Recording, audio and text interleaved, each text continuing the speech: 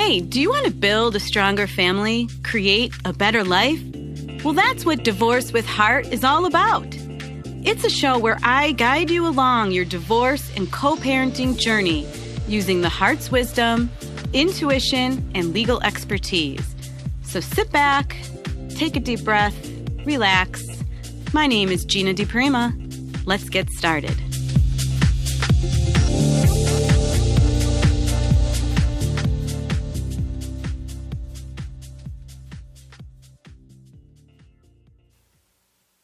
Hey, thank you for joining me today. Here we are. It's episode 17. If I counted that right, I think it's episode 17. And today we are talking about a super hot topic, co-parenting with a narcissist. So I'm pretty sure this is going to have some valuable, if I can talk today, information for all of you out there. And as always, say this isn't your situation, but as you're listening, you're thinking about, man, that sounds like my girlfriend or my cousin or my coworker, please share what you know. Let them know about the show. We're growing, but we're growing strong and we're growing quickly. And I really appreciate you for that, for listening and for communicating with me through the Facebook group. If you're not part of the group, then please join us. It's Divorce with Heart. We're on Facebook. It's a closed group, and it's a great way just to connect with each other, ask questions, share things that are going on for you, and just really extend the conversation from the show into that platform. And I just love to hear from you, of course. And I've got some news, too, before we jump into today's topic. I just learned that we've been picked up on another outlet called TuneIn. I'm sure some of you have probably heard of that. I have not, but apparently this is the whole system thingy doohickey that allows you to listen to podcasts when you're in your car pretty easily, I think, or live internet radio. So I think that's pretty cool. I'm going to look at how I can maybe get that for my car. But so we're there now on TuneIn. So if you haven't checked us out yet and you do have that ability, go there. All of these great shows on Inflow Radio, I believe, are all on TuneIn. So something for everybody. And if you missed it before, I announced that we're on Spotify now too, which is really super cool. So if you're a big Spotify listener, see if you can catch the podcast there.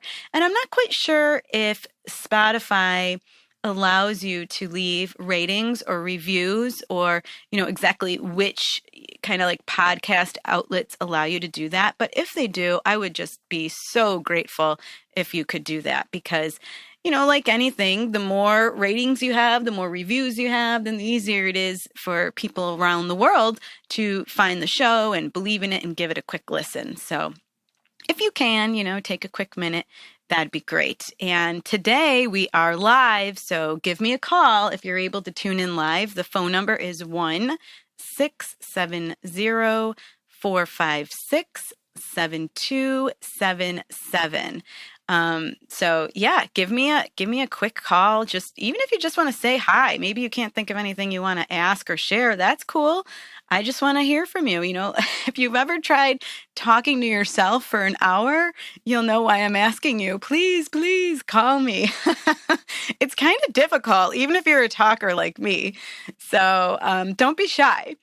All right, I think that about covers all the business that I wanted to address. So let's get into this topic. First, I know that some of you listening, if I say the words co-parenting and, in the same sentence or same breath, I'm talking about a parent who is a narcissist or, there's this idea of narcissistic abuse. We've addressed that before on the show. But anyhow, if I put those together, I know some of you will immediately have the reaction of, it just can't be. Those two things, those two ideas just cannot go together. And there certainly is a large body of work, a train of thought that says that you can't co-parent with a narcissist, and that you have to have sole custody, that it's impossible to have joint custody and co-parent if that's the way that the person is. And, I'm not going to say whether I agree or I disagree with that, but I'm going to deal with the reality of the situation, okay? Because we all know that the way that things should be sometimes are not exactly the way that things are.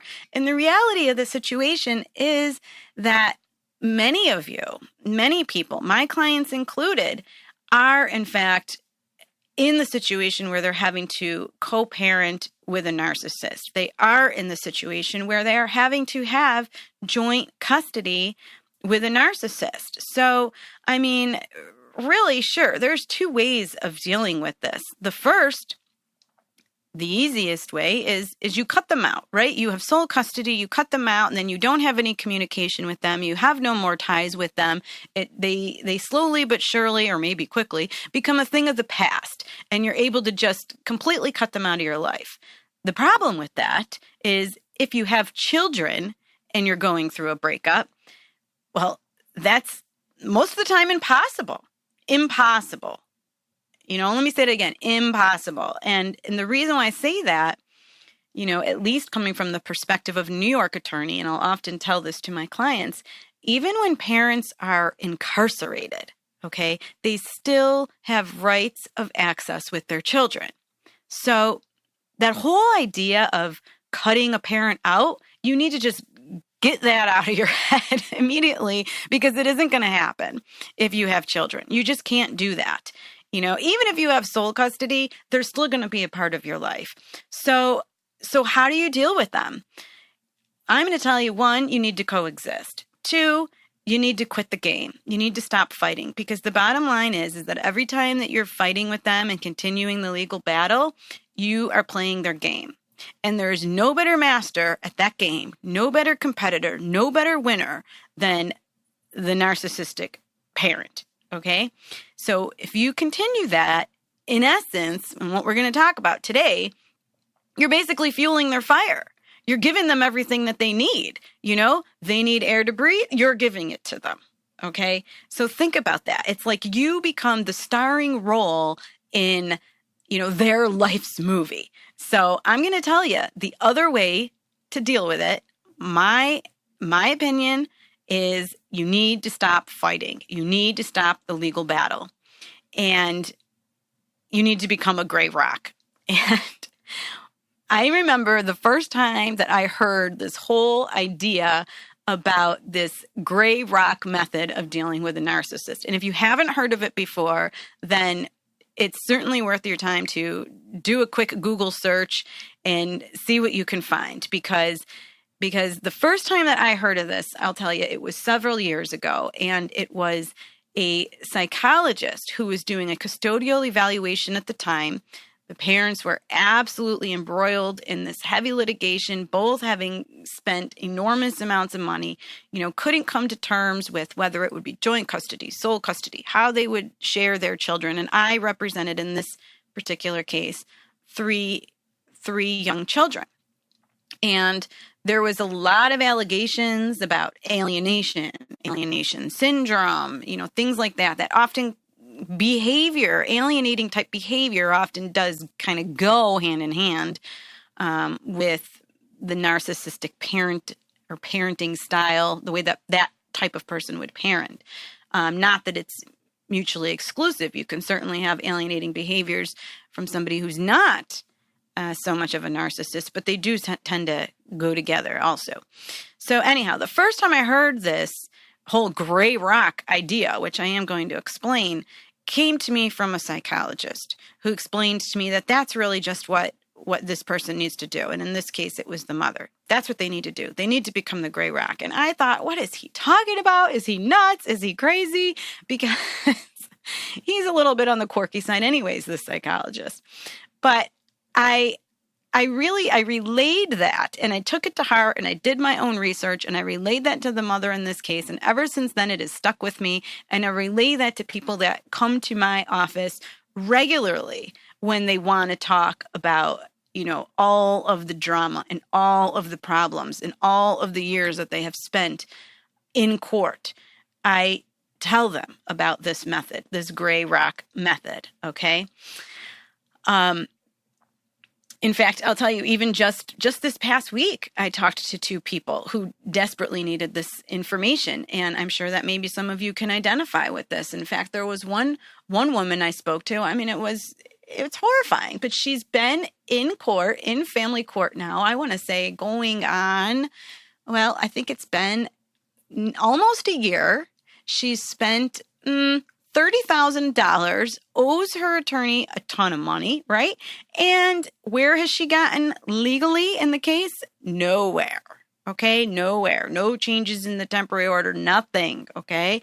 And the same thing, I talked to another gentleman most recently, and it's the same thing. He was just in court just a year ago.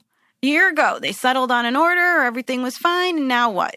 A year later, he's back in having to shell out all of this money on attorneys just to defend himself. And his complaint, again, was that he's trying to co-parent with somebody who is absolutely doing anything in her power to turn the children against him. I mean, anything. And, sometimes this goes so low as people making up false allegations of sex abuse and things like that.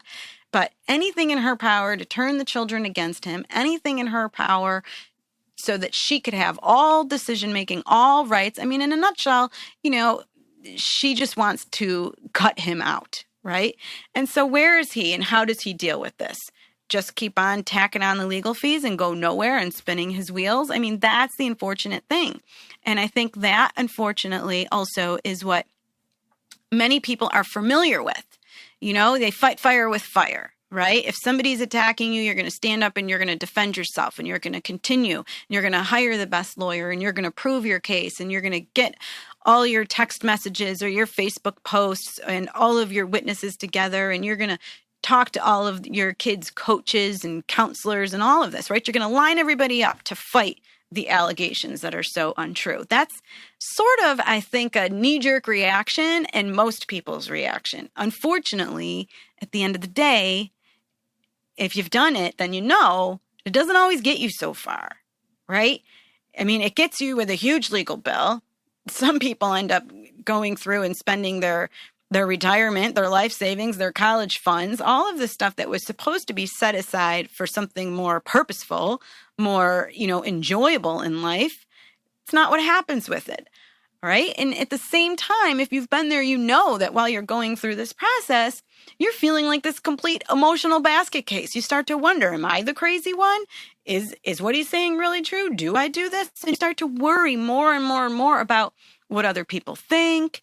You start to doubt all of your decisions. You start to really feel like crap about yourself, I think. Your self-esteem when you're dealing with this kind of ongoing battle and this power struggle, it'll just plummet, especially when you're dealing with somebody who's a narcissist, right? Because that's what they do. They want to take, like a little, screwdriver and just stick it to you any chance that they can.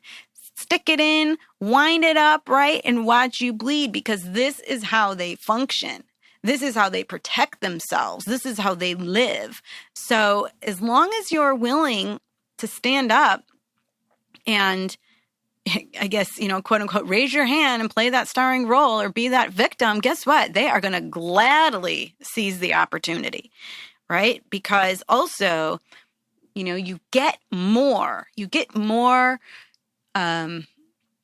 charged, right? When you're dealing with somebody who's closer to you.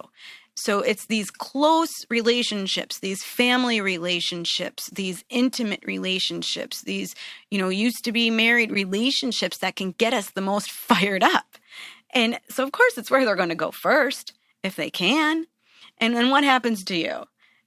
Well, we already said you're spending all your money on legal fees. You're starting to feel crazy. You might think you're an emotional basket case. You might start smoking. You might start overeating. You might start drinking, right? You might start posting some crazy stuff yourself on Facebook. What happens and what I see is slowly you yourself are going to be pulled off your center. Slowly, you yourself, your head's going to be spinning. And it's going to, it sometimes can just spin completely out of control. And why? Because now you're enveloped into their game and you're competing and you're trying to prove yourself and prove to others who you are and how life is, or how it should be, right? Prove your interpretation and your perception of things. And it's a downward spiral, and it's a fast downward spiral, because at the end of the day, you start also engaging in very unhealthy, unproductive thinking, feeling, and actions. And we'll get into that later, because all of that spills out towards your kids, right? It becomes who you are. It's part of you. It's part of your life. It's part of your energy field. So is that what you want? I would think no. But I'll start with my questions a little bit later, probably after the break. But, let's think, if we don't have that, if you just say, I'm not in the game anymore, I'm going to think about this gray rock method, and yes, I'm going to explain it further. But if you don't have that, what could life look like? Well, I think your life could start to feel a little more normal, right? It's not necessarily always going to be easy, but you have the power to make it feel a little more normal, a little easier. By adopting something like the gray rock method, you have the ability to regulate your own responses, right? And that's all you can do at the end of the day. That's it.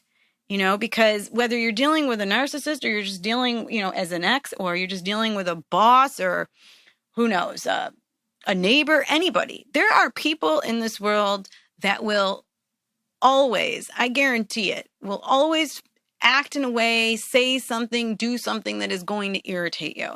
This is a conversation I had with one of my kids the other day. It's inevitable, because we are all different. We're all unique, and we're not perfect. None of us are, right? And the thing of it is, and I know you know this, you cannot control somebody else's behavior.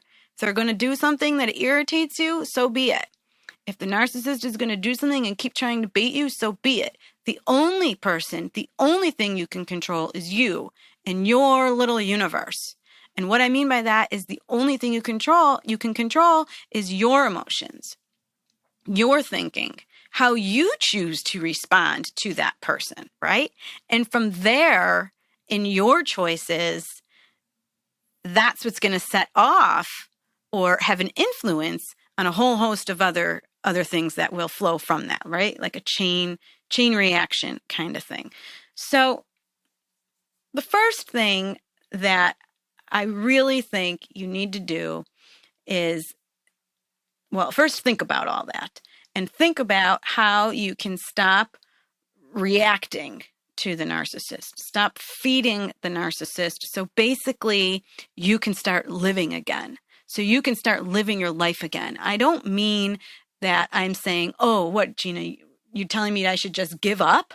I should just let him do whatever he wants. I should just, let him treat the kids however he wants. That's not what I'm saying. I'm not at all suggesting that you just sacrifice who you are. What I'm talking about is you getting back in touch with who you are and then making smarter choices from that place of knowing who you in fact truly are, so that then you can feel good about your choices, and then you can feel good about yourself. You can have more confidence in yourself and what you're doing in life. So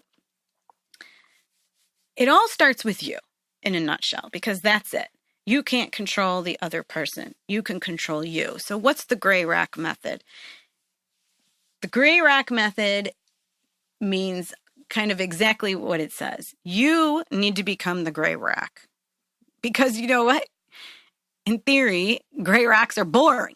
Nobody wants to just play with gray rocks unless you're just a little kid and you enjoy skipping them into the water or something. But for the most part, a gray rock is symbolic of something that is just bleh, boring.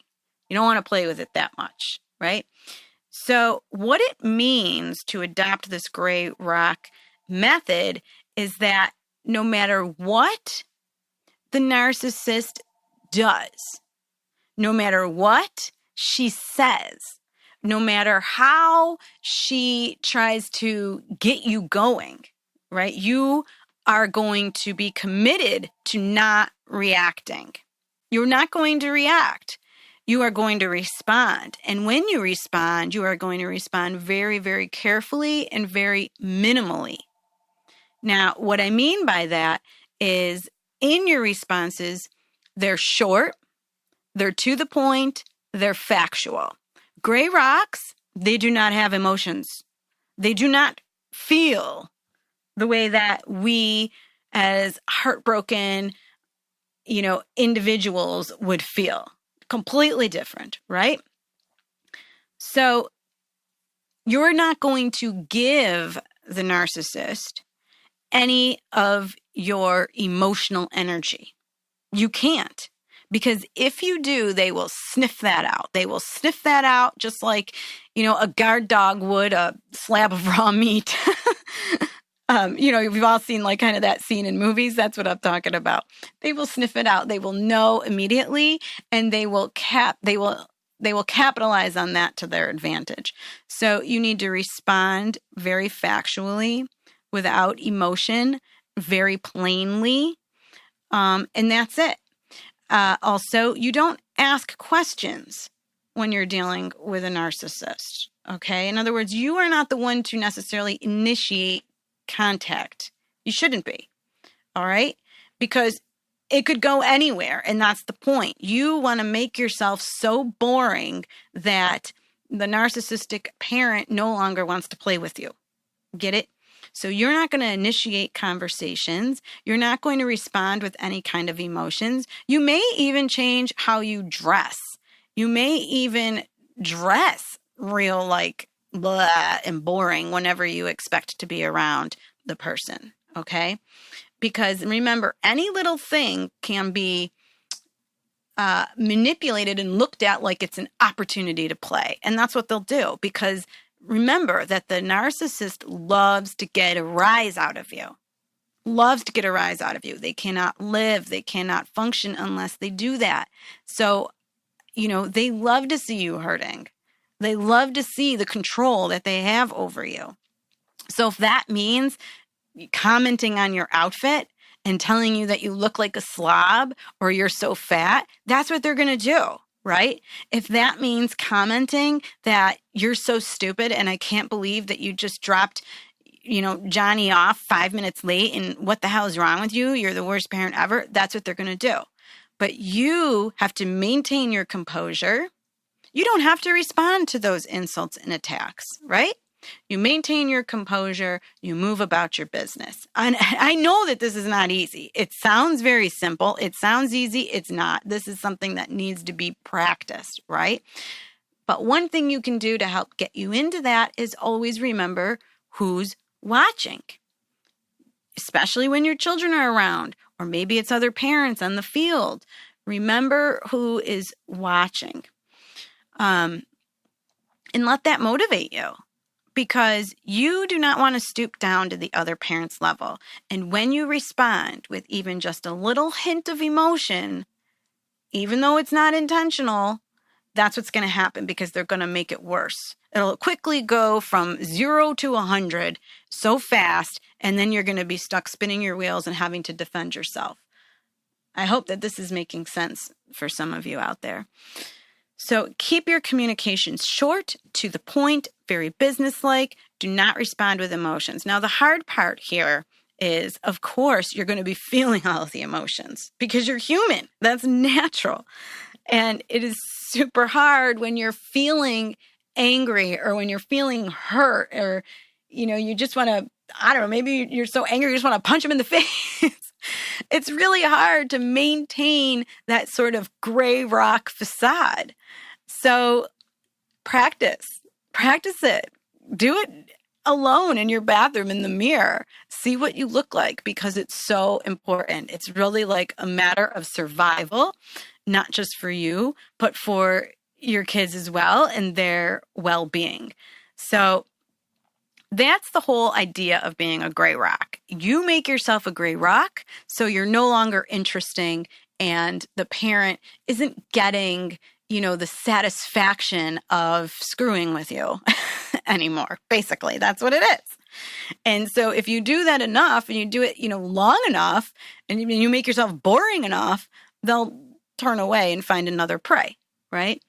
So I was thinking about this too, and I wanted to just add to it in a way where I was thinking about just how how we are as humans, as mankind, and how nature is. Two very different things, but we have to coexist in order to survive. And really, that is the same point that I really want to drive home today when it comes to you and your ex and co-parenting. You need to learn to coexist because that's really what it's about. So I'm going to take a different look at this, just kind of, as I said, from this view of nature and man and how do we do it. And let's explore that when we come back from a quick break.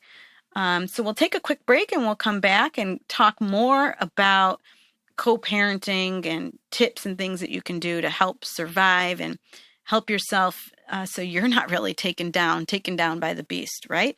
So you can maintain your sanity and not go through life feeling like an emotional basket case. So stick with me. Again, we're live. I'd love to hear from you. If you want to give me a chat, I'm here.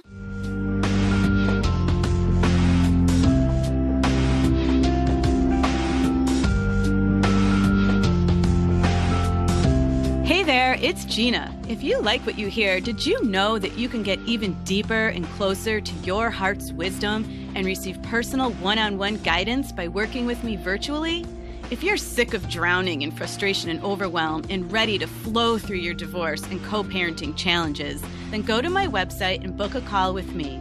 That's deprima.com, DEPRIMA law.com. Or you can find me on Facebook at Deprima Law. Talk to you soon.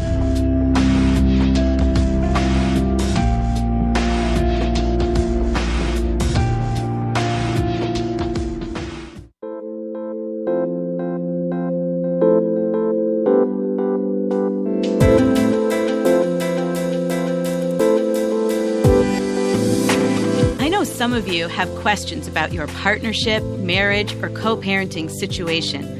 I'm here for you. Give me a call in today's live episode by dialing the U.S. number 1-760-456-7277. That's 1-760-456-7277. Talk to you soon.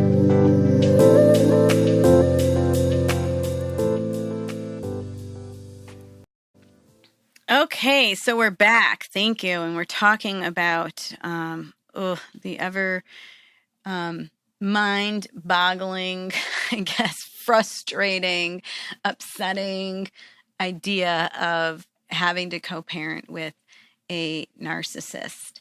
And, it looks like maybe we have a caller. Let me see if I can figure out how to do this. Maybe the studio can help me. Looks like Carolina is calling. How do I do this? Any tips? Hello? Hi. Hi, is this Carolina? Sorry, it's my first time. I don't know if I'm using this stuff right here, my little software. How are you? It's Gina. Hi, Gina. How are you? I'm great. Thanks for giving me a call. You're brave today. I am. I'm very brave. You?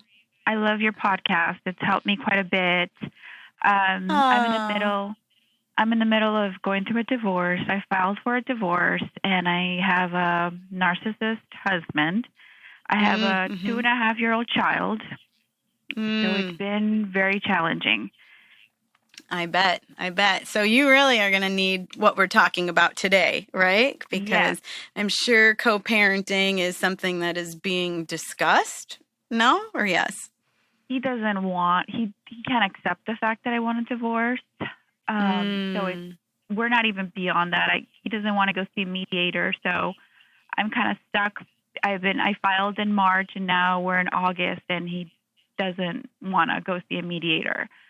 And I filed joint child custody. I just haven't continued with the rest of the paperwork in California.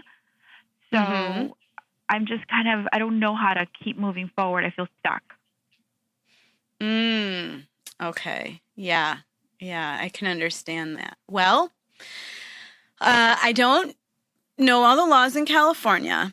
So I'm going to preface my answer with that, okay? But I will say that him not wanting to accept the reality that you're presenting, which is, this marriage is over. I want out. I want to move on. And you then as a result feeling stuck because of that, that is, what's the right word? I guess in some sense, it's kind of normal. Okay. Don't feel like it's just you. All right. That happens a lot. And the reality is it doesn't matter. Okay. You have to do what you believe is right for you. And if you believe in your heart that staying in that marriage was not working for you anymore, then you don't need his acceptance or his agreement to move forward, because it takes two to stay together, not one. So he can disagree all he wants. And the odds are is that, he's disagreeing because if he truly is narcissistic or even anywhere on that scale of being a narcissist, people like that cannot ever accept or deal with the fact that somebody else is going to leave them. He would leave you before you'd ever leave him. Exactly. Okay. Exactly. So it's like a huge, right. So it's like a huge, huge blow to his ego to think, what the hell is she doing? She's going to leave me? I don't think so. But you know what? You need to stay strong and you need to stay committed and rooted to your decision that the marriage wasn't working and then to move forward. And you don't have to mediate. There's other ways, right, around it. Like I said, I don't know California law, but I do know people out there, and there's other alternatives to mediation. And quite frankly, mediation doesn't always work when you're really dealing with somebody who's very narcissistic or has those qualities. Okay. Have you talked to just, a lawyer who's willing to just represent you in terms of litigation and not just mediation? Yes. Well, the attorney suggested I go through mediation prior to, if I can't handle it anymore, or he's not willing to cooperate at all anymore, then go to an attorney pretty much. So I kind of feel like I can kind of work through it, but at the same time now I'm feeling stuck because he's just consistently, delaying the process and not wanting to cooperate, and me really just wanting to come into an agreement as far as my son and co-parenting is where I think I'm pretty strong and I can stay grounded and not get emotional. But when he sometimes tries to threaten me with my son, taking my son away from me, I think that's when the whole rock crumbles. Right. Well, if he's already stalling and he's not accepting it, that's the other reason why I would suggest to you that mediation, it may not be the best idea, because there's certainly more opportunity to stall a mediation than there is a process of litigation, because usually when you're actually litigating and you have the court involved, they have their own timelines that they have to adhere to. So if nothing else, it keeps a case moving forward, and it holds people to whatever it is they need to do. If they need to disclose documents, if you need to talk about parenting, it kind of sets a timeline for that and expectations and deadlines, so it'll move you forward. He can go into this kicking and screaming. That happens. Like I said, that's almost normal sometimes, but that doesn't have to be a factor that is going to determine your course. Do you know what I mean? Okay. Yeah. So how long have you been married? 5 years. Okay. And you said your child's like 2.5, did you say? Yeah, he's 2, almost 3. something like that? Yeah, okay. All right. And so he's threatening you, saying he's going to take him away from you? Yeah. Yeah. So, I understand you probably don't want to get into all your personal details on air, but let me tell you that is generally a very common threat that is made. And most of the time, 99.9% of the time, it's baseless, because, parents can't just take a child away from another parent. If there's no over here in New York, it's Child Protective Services. I'm sure California has something very similar, you know? I mean, if you are not a neglectful parent, an abusive parent, if you don't, you know, have all this going on, which it doesn't seem like you do because you're talking about just getting a divorce, your child's not already taken away from you, then you just have to recognize that it's an empty threat. And it's only being done in an effort and an attempt to scare you and keep you where you are, which is right where he wants you, you know, with him. So then, you know, maybe in 6 months from now, he'll be the one to say, no, I want to divorce you. Right. Okay. That makes sense. Does it? Okay. Any other question I could help you with, or? I don't know if I can, I mean, I'm in California, but if, can he really take my son away? Like physically, what would I do? What is something that a mother can do in a situation like this where custody is not defined yet? Right. Well, the first thing that you need to do is you absolutely need to go and talk to a lawyer out there in your area. Okay. Even just, you know, having a consultation or something, because they can answer that question with specificity. Okay. But I know here in New York, for an example, as soon as a divorce action is started, there's an order that's issued from the court right away automatically that restricts anybody from doing anything that they weren't already doing in the ordinary course. So you can't just take kids away, you know? And if there was a real threat, meaning like there's already been some attempts or action steps in the future, or maybe his family, you know, overseas somewhere, something like that, then I'm certain that you can probably take steps to get some kind of temporary order or relief that would prevent that. And talking to a lawyer in your area would be your next step. Okay? And then they can walk you through what you need to do. You're welcome. Thanks for calling me. Thank you. I appreciate it. I listened to your podcast, and it's very helpful, like I mentioned, and I appreciate you doing this. You don't understand how helpful this is for women going through this when there's nothing out there to guide you through. So you are doing something amazing, and I appreciate it. Oh, thank you so much. That's so kind of you. I love to hear from everybody, because sometimes, you know, I'm wondering, is this making sense? Not making sense? So it is. Thank you. It is. Okay. Thank you. Good luck to you. Okay. And are you in the Facebook group? Yes. Okay, great. So stay in touch with me. Let me know how you're doing and if there's anything else that I can help you with. Okay. And I'll tell you, because I'm an energy worker. So as we're talking, I'm thinking about the energy of the situation, and I have, I do a lot of dowsing, and I have a pendulum that was just very excited and swinging in the yes direction that you do need to move forward with this. Okay. And talking with a lawyer. So stay the course. Don't get scared and backtrack. Okay. Okay. Will do. Okay. Thank Great. you so much. Good luck. Okay. You're welcome. Thanks. Bye. Okay.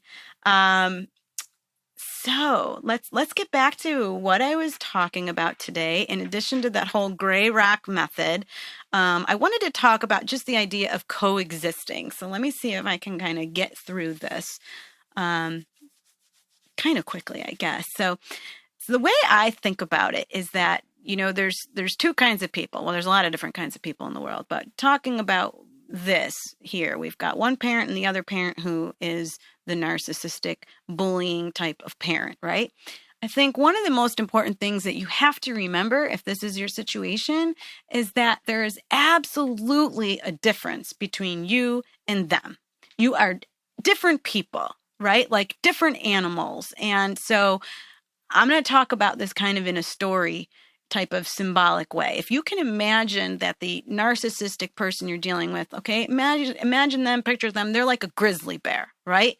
And what are you? Well, you're not the grizzly bear, okay? You're like a doe, or you're this warrior of peace that I'm always talking about and trying to help build a tribe around, right? So that's you, okay? And the narc, they're like this grizzly bear, and they are absolutely a different animal in every respect from you.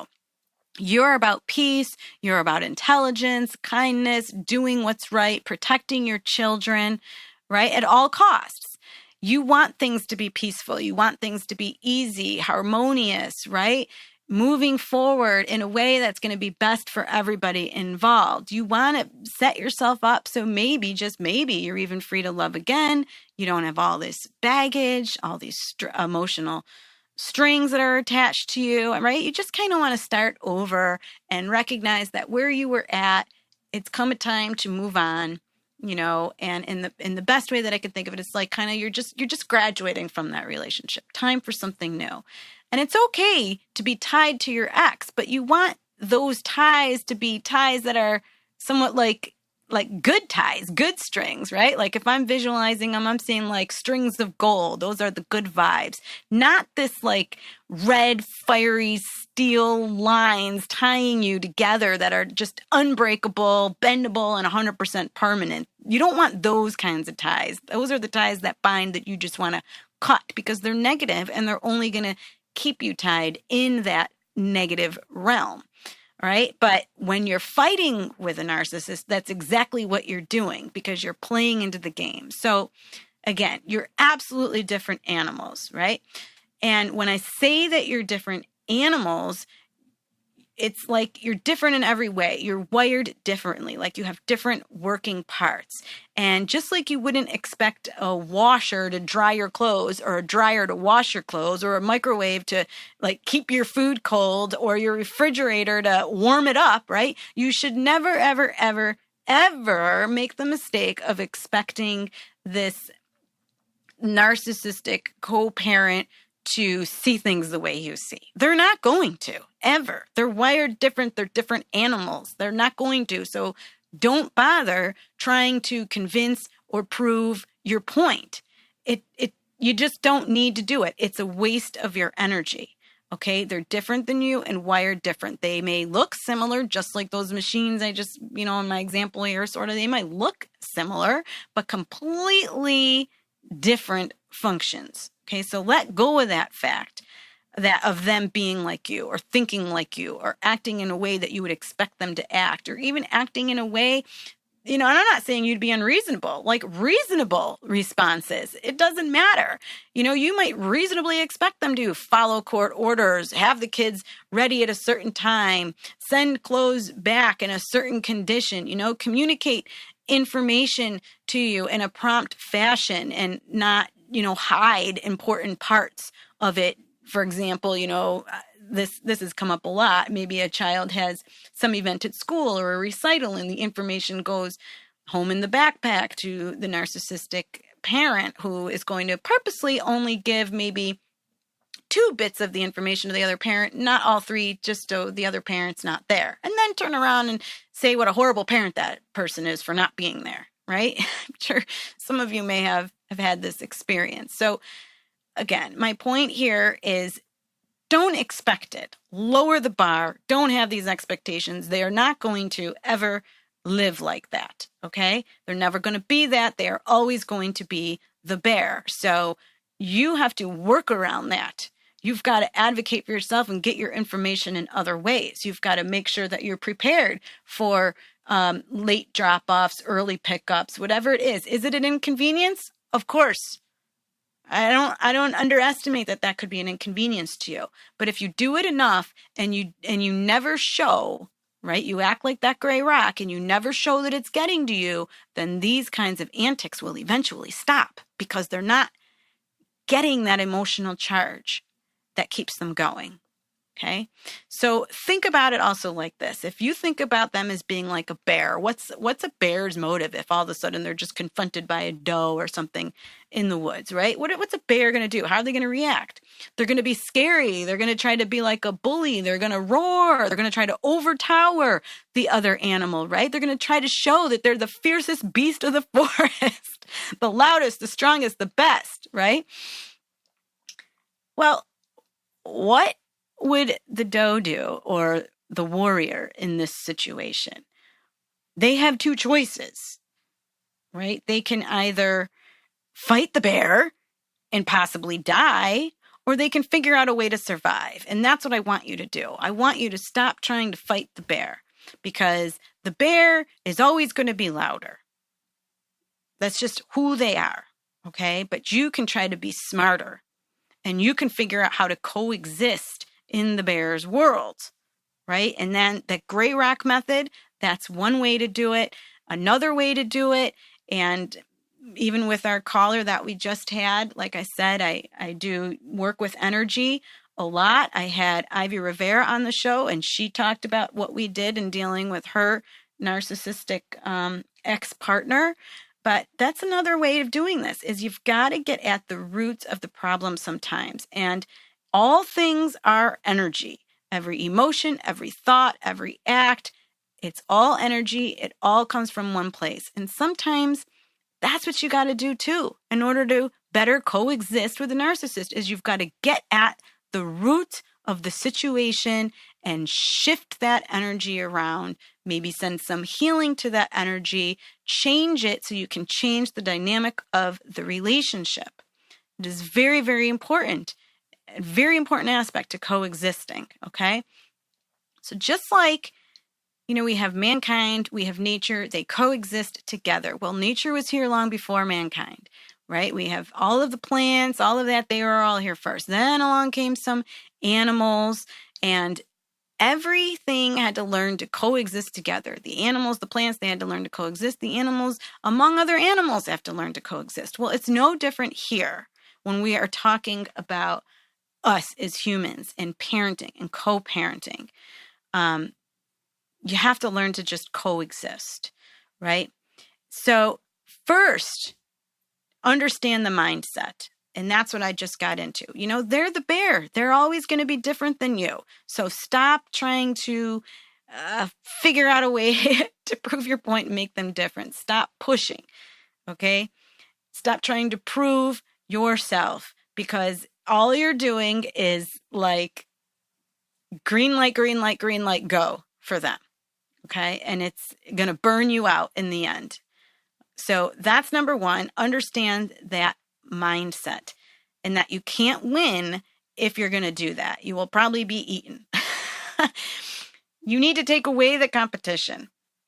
Take away the game. If you take away the game, then you take away all opportunity for them to win, which is what they thrive on, which is what they need to survive. So you need to take it away. Stop auditioning. Stop playing that leading role. Stop competing.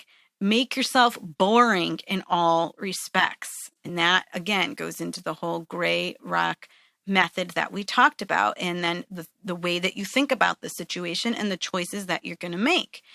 You've really got to just take this into your core. It's not easy to do. It's easy for me to say, it's easy for me to talk about, but it's not easy to do. And again, I'm not talking about just giving up. It's not at all what I mean. I'm not talking about disregarding yourself, and sacrificing yourself. No, that's not what I'm talking about. I'm just saying, in order to balance things out, be smarter, have a better strategy, a strategy that allows you to move forward with peace in your life, peace in your heart. So that's what your children are seeing and learning and getting from you. And so eventually, he or she that you're dealing with, that narcissistic parent, they're not amused anymore. Right? So they give up.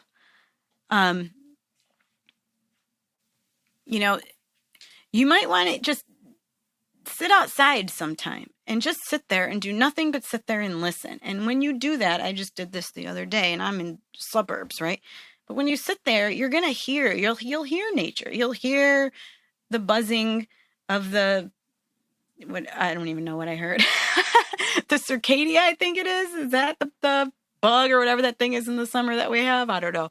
The birds chirping, the wind through the trees, the leaves. You're going to hear all that. You're also going to hear how mankind is there existing with it. You're going to hear the cars. You're going to hear the exhaust. You'll hear horns. You might hear people talking, right? But sit there and listen to it and remind yourself how these are two very different things that are sitting here coexisting. And isn't there a way that I can do the same in this world of co-parenting, in my life, in dealing with this other person? Isn't there a way that we can both do that, where I'm not going to die, where he's not going to eat me or she's not going to eat me, but we're going to be able to move forward and have more peace? less yelling, less arguing, less money wasted in court, right? Because that's what we want. I think that's what we all want. So I know I'm just repeating myself now, but you need to just quit the game, try the gray rock method. No matter what, be patient with yourself. Be patient with yourself and don't beat yourself up, because guarantee you, and I don't guarantee many things, but I will guarantee you this, that if you are dealing with a narcissist, they will at first try anything in their power to draw you out. Okay? So stay strong in who you are and practice. And if you falter, if you make a mistake, if you shoot back an insult, if you show some emotion, go easy on yourself. All right? This isn't an easy thing to do. Okay? But with time and with practice, it will get better. And also with time, their efforts, if you're succeeding, will also kind of die down. They won't try as hard. They'll start drawing you out even less. Okay? And along the lines of going easy with yourself, it's really, really, really important that you have a good support network and somebody that you can talk to, and hopefully somebody that understands the narcissistic mindset and what you're dealing with in co-parenting. Because if they don't, then you might just be getting the wrong information. But definitely seek out a counselor or seek out a coach, somebody who can get in there and help you to see the situation for what it is. I offer coaching on a private basis, and I'm here for you. I've said it before. All you need to do is go to, what's the website? doorwaytoheal.com to book a call with me. And I'd love to help you. And in some ways, I feel like that's what you need to look for when you're looking for somebody to help you with this, because you need somebody who can get in there and deal with the energy of the situation, the emotions of the situation, somebody who can really get in there and like see the heart and soul of the matter. Okay. And I'm not saying it has to be me, but this is something you need to look for when you're looking for somebody to support you through this journey. Okay. And if you're saying, well, what about the kids? I'm worried about the kids. Well, don't worry so much about the kids, because let me tell you something about that. Okay? The narcissist is not going to treat his or her own children the way that they're treating you, because in their mind, it is not about the kids, it's about you. The children are pawns to get at you, because everything is about you. You're the target. Okay? Am I saying that kids aren't hurt through this? No. And am I saying that, they're not going to observe some bad behavior or things that are less than desirable? No. Kids do get hurt through this. Kids do get hurt in being a pawn, but the absolute best, number one thing that you can do is mind who you are and model who you are.